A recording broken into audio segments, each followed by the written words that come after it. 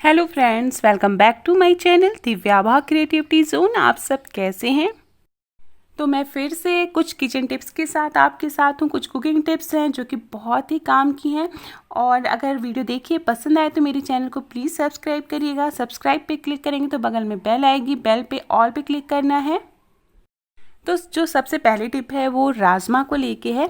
हम राजमा बनाते हैं तो राजमा में अगर हम एक आलू कट करके डाल दें, इस तरह से जब हम उस मसाले को भूनते हैं राजमा के, तो उसके साथ अगर हम एक आलू कट करके छोटे छोटे पीसेस में डाल दें तो इससे राजमा का टेस्ट भी बहुत अच्छा हो जाता है और जो राजमा की ग्रेवी है वो गाढ़ी हो जाती है और इसे बच्चे भी आसानी से खा लेते हैं। तो ये टिप आप ज़रूर ट्राई करिएगा।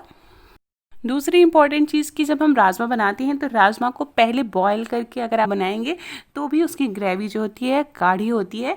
दूसरी चीज़, जो राजमा आपने जिसमें बॉईल किया है वो पानी कभी भी नहीं फेंकना चाहिए, बहुत ज़्यादा पौष्टिक होता है, उसमें राजमा के तत्व होते हैं।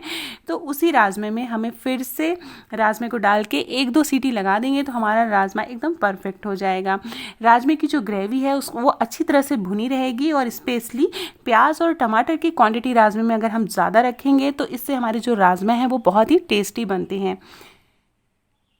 और उसके बाद हम थोड़ा सा नमक डाल के, थोड़ा सा अगर हम काला नमक डाल दें तो भी हमारे जो राजमे का टेस्ट है वो चटपटा हो जाता है।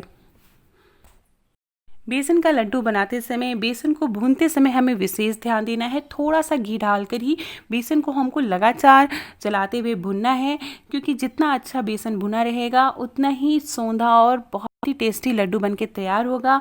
आप अगर बेसन के लड्डू में आधा चम्मच अगर सूजी डाल दें तो जो बेसन के लड्डू हैं वो थोड़े भुरभुरे बनते हैं और वो बाज़ार की तरह हो जाते हैं। इसमें अगर हम थोड़ी सी इलायची पाउडर अगर डाल दें तो उसका टेस्ट दुगना हो जाता है। और इसी में अगर हम मेवा मिला दें तो ये मेवे के लड्डू बन जाते हैं। तो इस तरह से दूसरी टिप ये है कि जब हम बेसन के लड्डू में घी से बना रहे होते हैं तो थोड़ा थोड़ा करके घी डालेंगे और दोनों हाथों के बीच से मैश करते रहेंगे।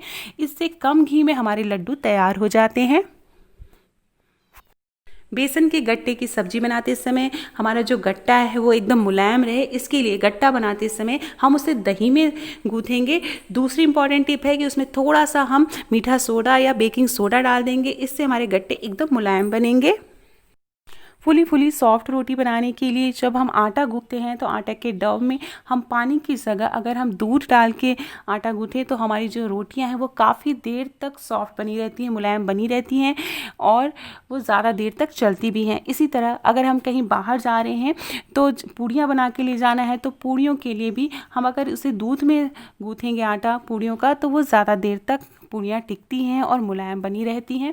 और दूसरी टिप है कि रोटी को सिर्फ एक बार पलट के दोबारा पलट के वापस पहली वाली परत को अगर हम गैस पे रखेंगे तो हमारी रोटियां एकदम फूल के फुल्का की तरह तैयार हो जाती हैं, जैसा कि आपको वीडियो में दिख रहा है। और रोटियां बनाना कोई टफ काम नहीं है, बहुत ही आसान है।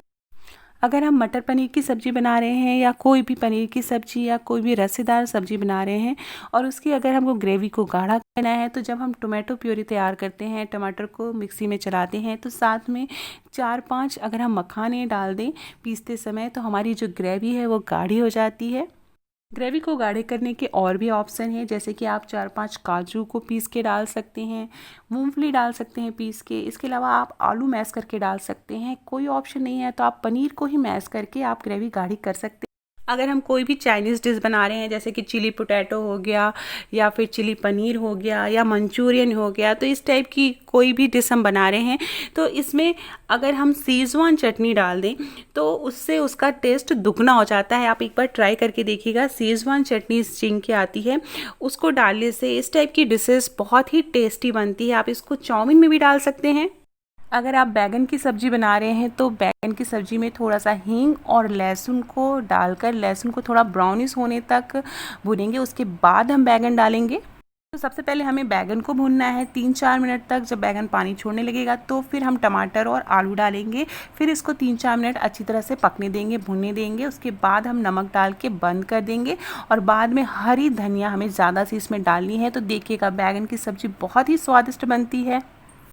तो बड़ा बनाते समय जो दही बड़े बनाते हैं, अगर बड़े का जो पेस्ट है, जो उड़द की दाल का पेस्ट है, वो अगर गीला हो जाए तो हम क्या करें। तो इस तरह से जो गोल बड़े हम बनाते हैं वो बनने में बहुत ही प्रॉब्लम आती है। तो इसके लिए हम थोड़ा सा उसमें बेसन मिला लेंगे और फिर अच्छी तरह से फेंट देंगे।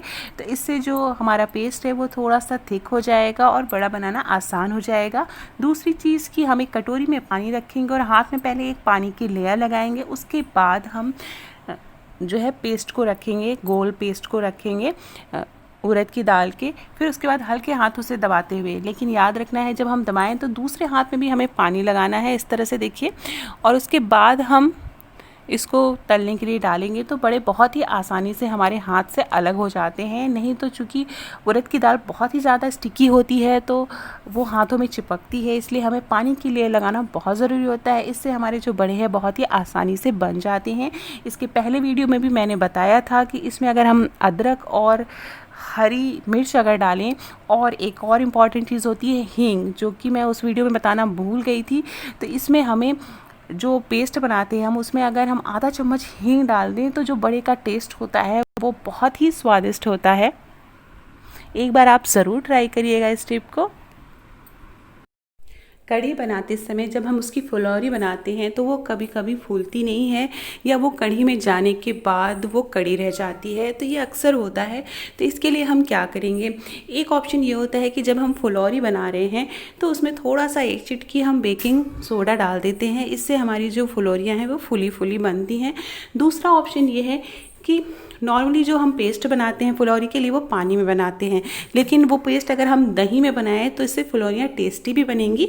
और उसमें एक चिटकी अगर हम हींग डाल दें तो हमारी जो फुलौरियाँ हैं वो टेस्टी बनेंगी। और दही डालने से और उसके साथ अगर हम एक चिटकी सोडा डाल दें तो हमारी जो फुलौरियाँ हैं वो और ज़्यादा फुली फुली बनती हैं। तो ये टिप आप ज़रूर ट्राई करिएगा।